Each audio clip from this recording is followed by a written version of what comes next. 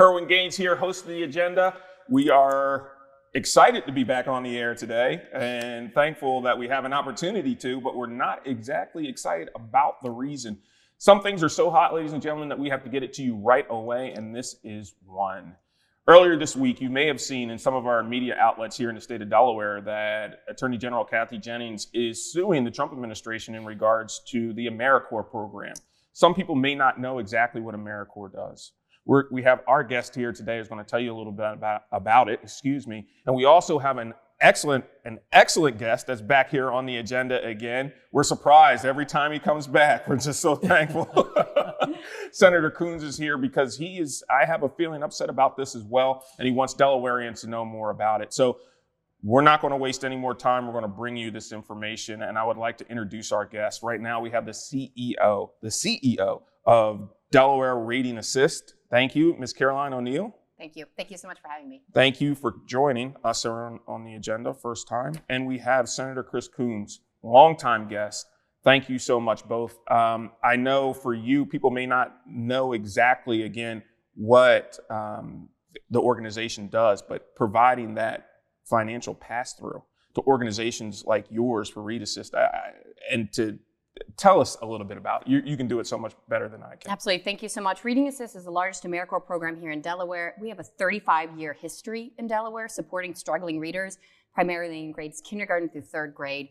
We've got 120 AmeriCorps members working here in Delaware and PA and Washington, D.C. We serve 2,200 kids, the most struggling readers in 50 elementary schools across the region. 90% of the kids that we work with reach foundational benchmarks in reading. These are kids that are significantly behind in literacy. We've got kids that don't know the difference between a letter and a number. We've got third graders that can't spell their own name. I've got, if you're a parent, I've got a four-year-old that's been spelling her name for a year. These kids need help. They need support. Delaware is 45th in terms of literacy. And our AmeriCorps members are serving every day in schools, meeting with these kids and getting them proficient in reading. We've been doing that for 35 years. And this isn't, some people that sit on the other side of the aisle, Senator, may say, we're helping folks from other countries or we're doing this. No, this is America-centric. It is helping Americans, and it's Americans helping Americans in need in our communities, and just not in urban areas, but in rural areas, places that also need a tremendous amount of help that are falling behind. Kerwin, AmeriCorps is a decades-old national service program that recruits, trains, and supports Americans to serve their communities. And they are locally driven and locally matched. So there's federal funding and a few broad federal missions, but the folks who serve as AmeriCorps members serve communities all over our country. They do disaster assistance and response, so they'll help fight wildfires in California. They'll help with cleanup and recovery from a tornado in Missouri. They'll help with cleaning up from floods in North Carolina. They'll help with the construction of affordable housing. They'll support veterans with job search, with mental health support. They combat the opioid addiction crisis. They invest in education in our schools. They make our communities safer and stronger. AmeriCorps is about volunteerism. Because more than anything, what AmeriCorps members do is recruit, train, and support other Americans to volunteer. So they're what's sometimes called a force multiplier. I founded and led one of the first national direct AmeriCorps programs decades ago with the National I Have a Dream Foundation that did very similar work to Reading Assist, meaning tutoring and mentoring kids in school who needed assistance and recruiting other volunteers to do the same thing. It is bitterly ironic to me that in National Volunteerism Week, President Trump, carrying out something that Doge and Elon Musk had been moving forward quickly, shut down most of AmeriCorps, laid off most of the national staff, making it hard for them to do any oversight or administer grants. And then 2 weeks later, despite promising a Republican senator they weren't going to do this, canceled roughly half of the AmeriCorps grants around the country. That's not having hearings and looking at how to make it more efficient. That's literally saying to folks who are battling wildfires, helping veterans, or teaching in our schools, helping with reading, they got emails saying, "Thank you for your service, goodbye," this week. This is hurting the American people. And this is making us less safe, less healthy, and less prosperous. What are the Republican senators? You're a senior ranking senator there, sir. You have your finger on the pulse. What is the feedback that you're getting? Are the Republican senators saying, hell yeah, that's what we should do? Or are they quietly hiding behind a water cooler saying, I don't know what's going on? So the ones who have been able to get to respond and engage, and I'm grateful to Senator Bill Cassidy of Louisiana. He and I are the co-chairs of the National Service Caucus in the Senate. We were working together on improving AmeriCorps, on getting it funded, on getting it reauthorized.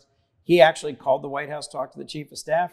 He sent staff for the meeting where they said they weren't going to shut it all down, and he is active and frankly upset. Several other senators, when they learned how deep the cuts were in their home states and how many thousands of AmeriCorps members are being sent home, were also upset and are making phone calls. But the vast majority are just saying, new phone, who dis, got to do something else. I think that America doesn't understand, and especially for those, and correct me if I'm wrong here, Senator, but AmeriCorps is deep in these red states. These red states that have a tremendous amount of need. They are deep making things happen for people that don't know how. Americans that don't know how to make ends meet. Americans that need those helps. Americans that, like you said, that are dealing with wildfires and all these other things. AmeriCorps is doing that. And it just seems as though you're shooting yourself in the foot. The first thing that DOGE eliminated from AmeriCorps was something called NCCC, which is a corps of AmeriCorps members who travel around the country to respond to disasters. Republican Senator Roy Blunt of Missouri, long my partner in advocating for AmeriCorps, was sold on AmeriCorps as a response program when he saw the disastrous tornadoes that hit Joplin, Missouri. This is a decade ago. And when he went back to Joplin to check up on its recovery, he noticed that of all the folks who were there right when the disaster hit, the AmeriCorps members were still there and still helping the community recover 6 months later and a year later. And that persuaded him that this is a program that helps support, train, and equip Americans to serve each other in a meaningful and lasting way. Ms. O'Neill, let's go back to Delaware real quick. Thursday, you were telling me off the air, they received a message, the teachers that go through your program, the educators that go through your program, that Monday, they need not come in. I wish it was Thursday. It was actually on Saturday. We got a call me. on Saturday that the members who have been serving kids every single day since September, that on Monday they weren't allowed to go in and see their kids. They weren't allowed to go in and say goodbye to their 5, 6, 7-year-olds. These are kids that have built lasting, deep relationships with these AmeriCorps members. These are members who have taken kids who were terrified and scared and didn't know how to read and built meaningful relationships. And they were told, you don't get to see these kids on Monday. I have a 5-year-old. If the school told me the teacher wasn't going to see that kid see my daughter on Monday, I'd be panicked. My child would be in tears. And you know what these AmeriCorps members, just to echo Senator Coons here, do you know what the members said to me when I had to call them at 2 o'clock in the afternoon on Sunday and let them know that this notice had come through? They said, can we show up anyway? We can't do this to our kids. Right. We don't care if we won't get our education award, which was they were counting on to be able to finish school and pass it on many times to their kids or their grandkids, because we have many seniors doing this work. They said, we don't care if we don't get the education award. We don't care if we get the stipend. It wasn't enough anyway. What we want to do is just see our kids and be with them. Can we just do it? To explain the two terms that Carolyn was just using, if you do a full year of service to America by going into classrooms and teaching, you get a roughly $5,000 education award that either you can use to pay off your own student loan debt, or if you have a child or grandchild who has student loan debt or wants to go to college, community college, university, you can give them that $5,000. The stipend, AmeriCorps members basically make minimum wage. Okay. They get paid very little, and they work very hard in service to our communities. So the folks you're talking about, very typical of AmeriCorps members, dedicated to the mission, want to get back in the classroom, want to continue to connect with the students they're teaching, even when the Trump administration says, we're cutting off your support, we're cutting off what you were earning, don't even go back into the classroom. So, Senator, what can we do? Is this just another punch in the face that we have to take from this administration, or can we actually punch back, fight back? And is that what Kathy Jennings is doing? Kathy Jennings is leading a dozen state attorneys general in suing because this is illegal. It violates the law.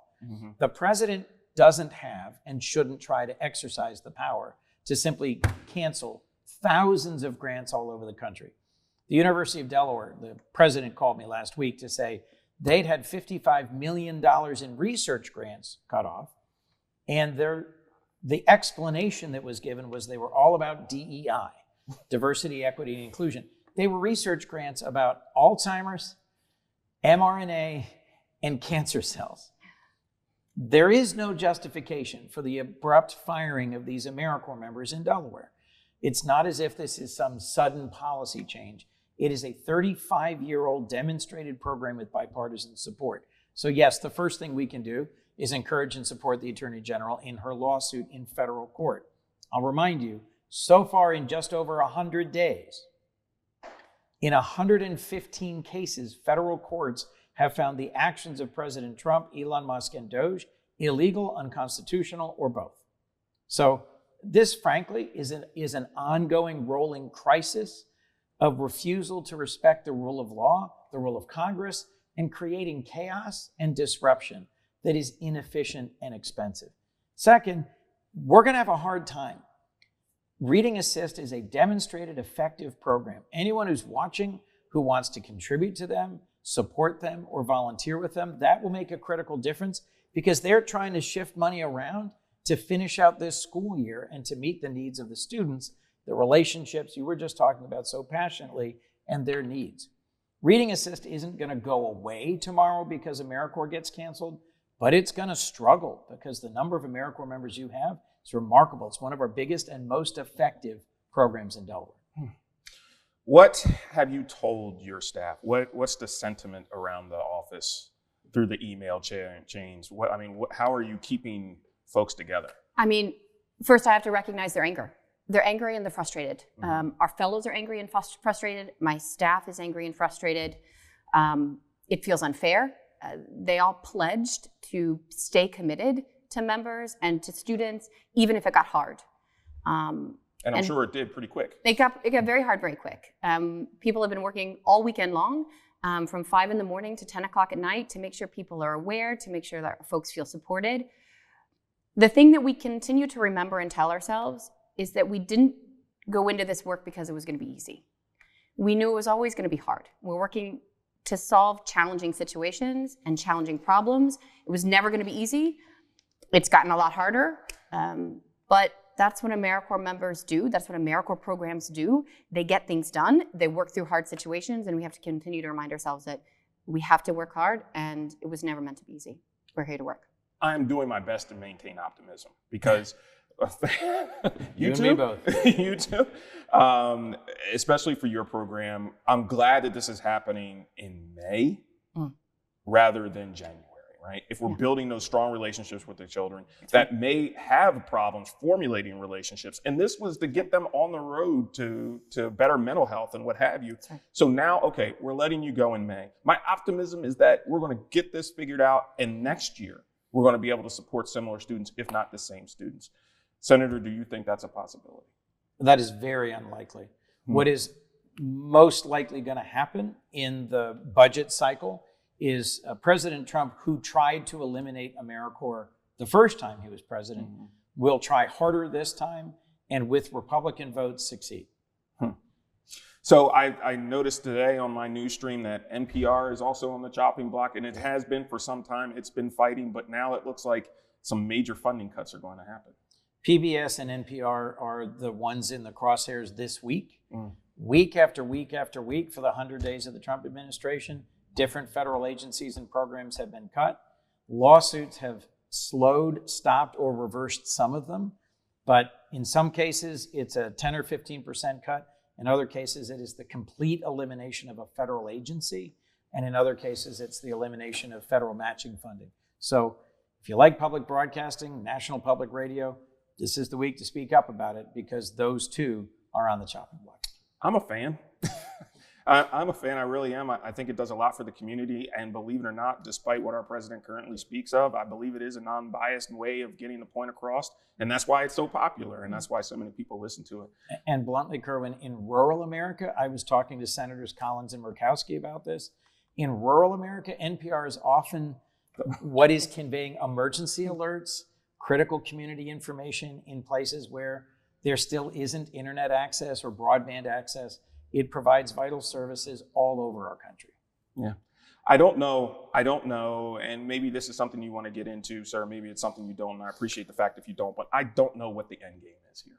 Does anyone know what the end game? What's the objective? Is it just to stop government as a whole, to slow everything down, to just bring it all to a halt so they can create something else? Like, I don't know. This is my 2:30 in the morning, staring at the ceiling, wondering what it is.